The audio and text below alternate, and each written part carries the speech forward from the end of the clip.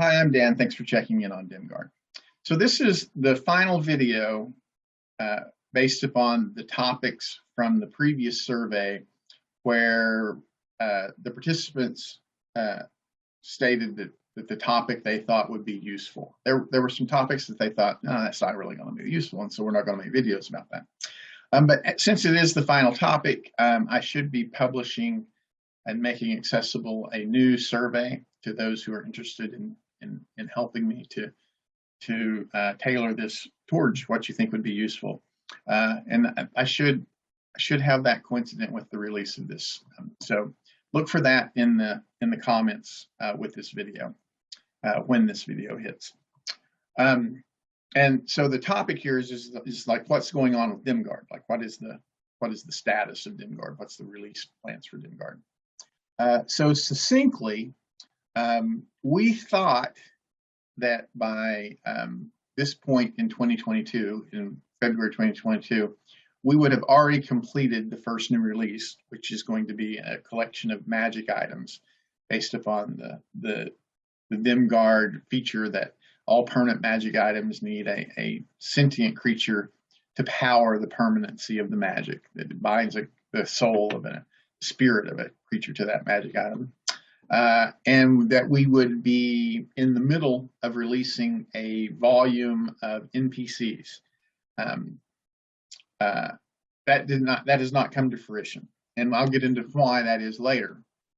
But those are what we have lined up. We expect to launch the first one, to do the first one soon, and then start publishing in about a month increment after that, with the first three titles being collection of magic items, collection of NPCs, and then the revised Dimgaard Conspiracy. And then late in the year, we expect to have a new 1st to 20th level adventure based upon, inspired by dragons, like focused on the return of dragons, of true dragons to Dimgaard. And then in between the Dimgaard Conspiracy and the new one, there should be some additional supporting stuff that we do not know specifically what that's going to be yet. Pretty sure there's going to be a collection of special encounters, right? Pretty sure there's going to be a collection of standalone adventures. And then beyond that, we will have to see.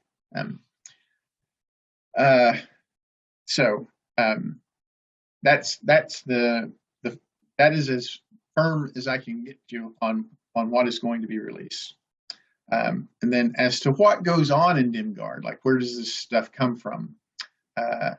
I'll go into a little bit on our process. So Dan Haas, I'm the primary creator, and I created Dimgaard in 2nd edition and have continued it through till now. And it was my game.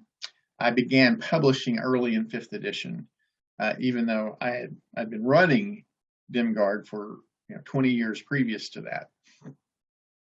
And so the process is that for my weekly games, which I almost always have, I have one weekly game and then almost always have more than one, right? So I'm generating content from that. I'm preparing new campaigns, new adventures based upon based in the Dimgaard campaign, in the Dimgaard campaign setting. And then from that, I do a revision, and then we want that to be run at least once other, preferably by another DM. And if you want to be one of those other DMs who is seeing this stuff we're preparing early and contributing to that, please reach out to me. You can find me on Facebook or email me at haas.dan@gmail.com. You might even be able to put a comment here and telling me how to find you, and I would reach out to you. But yeah, that would definitely help get things out there in a more expeditious manner if we had more DMs willing to play test and give us notes. And by the way, that's an important part of it is giving us the notes, right? Like, it doesn't really do us any good if you just take it, go play test it, and we never know how it did. We do compensate our DMs. It's not, you're not going to get rich off of it. None of us are. None of us are getting rich off of Dimgaard. But we do believe in paying people for what we can for what they do, including myself. I get paid out of Dimgaard revenue. So we run at least once, and then we get back notes. There's a final revision. It goes through an editorial process, where I have editors who are very good at like grammar and spelling and like the lore of D&D. Like they're different editors who contribute differently. But in the end, we then say, okay, this is ready to go out to the public, and then we do a Kickstarter and then move that to some sort of a direct buy situation. So in the process of developing the first 20th level campaigns, we end up with a lot of stuff that is not particularly coupled to a campaign. Like the magic items, those are not campaign specific. A DM could use those magic items in any Dimgaard campaign, or I guess any campaign really, that they wanted to. Same thing with NPCs, right? Like in any campaign, there are going to be NPCs who they do have a role in that campaign, but they're more generally. This is a ranger in this part of the world who could be doing things anywhere, or this is an orc chieftain who could be anywhere, whatever. And so when we look at that, at the entire set of content that we have in Dimgaard, we realize, okay, we can assemble some of these into volumes that are distinct from campaigns, like new monsters or special encounters. Special encounters are they are not part of a campaign. They are designed to be presented to specific groups. So you might, a special encounter would be like, well, if you have a vengeance paladin who has done this thing, something that, or if you have, a common one is if you have non-human PCs who have done something that would be clearly offensive to the one true faith, right? And we have a whole set of special encounters for all levels, for like, okay, the next episode, members of the one true faith should probably have a presence with these PCs. And then within the campaign episodes, they're specifically designed so that a DM can insert a special encounter, maybe two even. So in a typical adventuring day, we have 6 to 8 medium to hard encounters. So what we are shooting for in the prepared episodes is typically 6, maybe 7, leaving room for a special encounter, maybe 2. So anyway, that's the type of stuff that we are going to pull out of those 2 campaigns, the revision early in the year and the new campaign late in the year, and publish those in between as supporting material. And that will be our release plan going forward, right? Is a revised campaign early in the year, beginning with Dimgaard Conspiracy this year.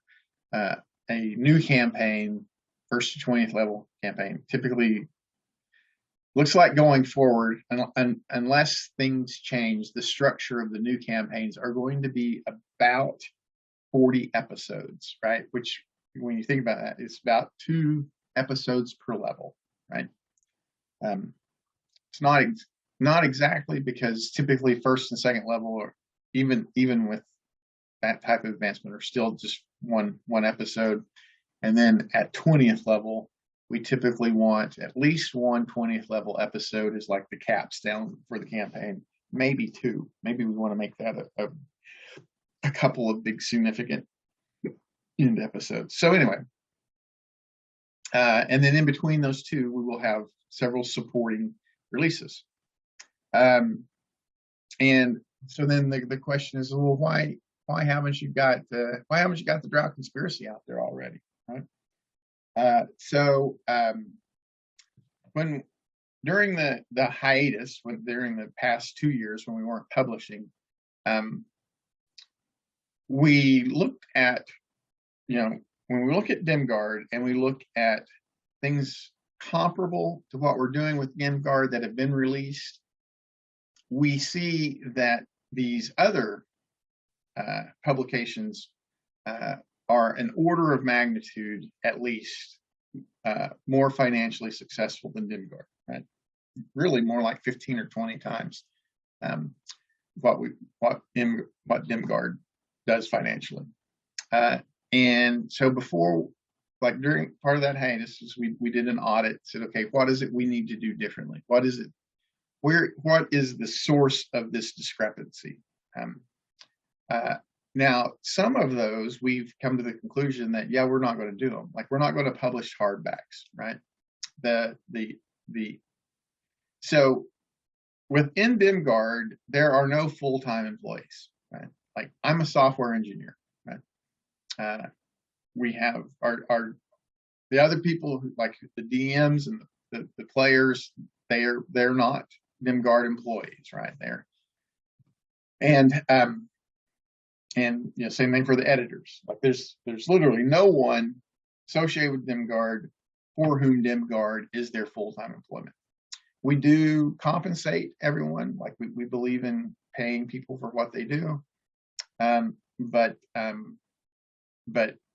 this is our hobby and our pastime, and that's the way we want to keep it.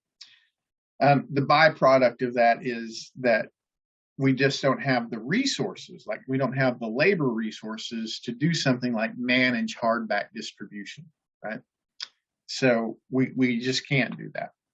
It would require a fundamentally different approach to Dimgaard than what we're willing to do. And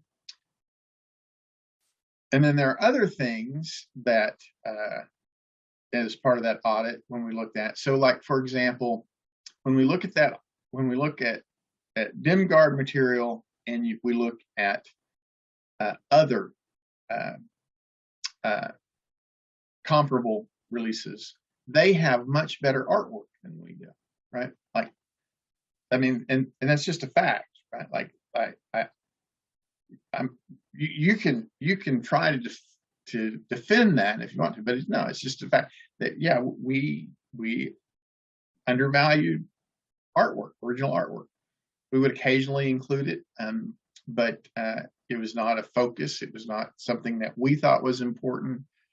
And if you're wanting to make Dimgaard more successful, then you need to do something about that, right? And so, but that also means that, like, no one in our group of part-time employees are really good artists, right? So we've had to go outside of Dimgaard to hire capable digital artists to render things for us, and then that turned out to be more time-consuming and more burdensome than we expected. So it's a work in progress, but we will get there. And so that's what's going on with Dimgaard. I hope you found this helpful, particularly if you are, someone who is interested in Dimgaard and wants to use Dimgaard and maybe even has a history of Dimgaard. Maybe you might even consider yourself a fan. So I hope this is helpful to you. But if it is helpful or interesting, right? If you're like, well, at least it was interesting, please hit the like button, and then leave a comment. Let us know what you think about Dimgaard.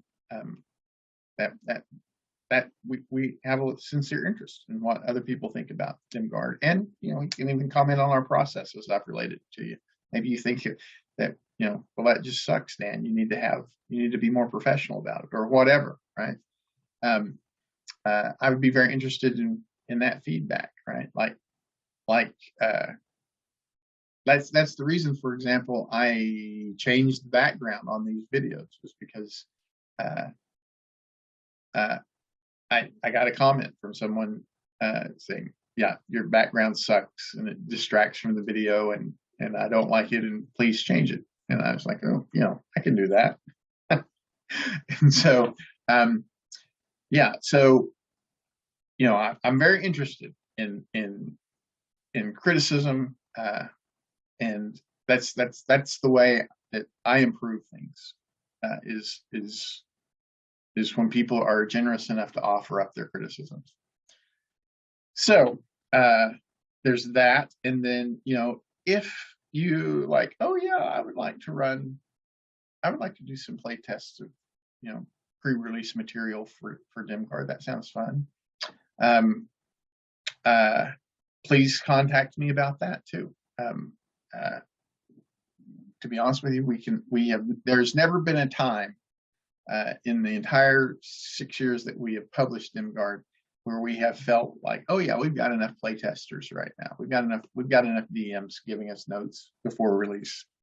So that's if you're running a weekly game and you're like, oh yeah, I would greatly love to have fresh material to run every week for that game, or maybe even a monthly game, so fresh material every month. We whatever the